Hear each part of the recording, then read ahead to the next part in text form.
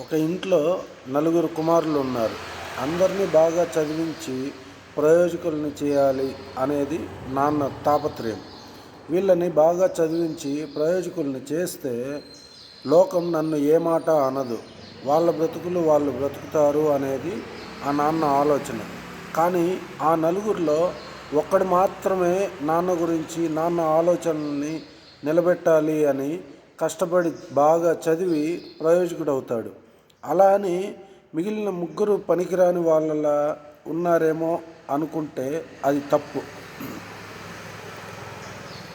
నాన్నని కష్టపెట్టకూడదు అనేది ఈ ముగ్గురి ఆలోచన.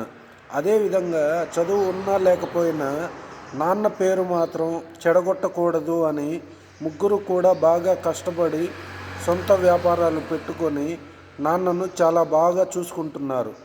చదువుకున్న వ్యక్తికి జాబ్ వచ్చింది. ఇప్పుడు ఆ ఇంట్లో అందరూ హ్యాపీ. నాన్న మన గురించి ఆలోచిస్తాడు. మనము కూడా నాన్న గురించి ఆలోచించాలి.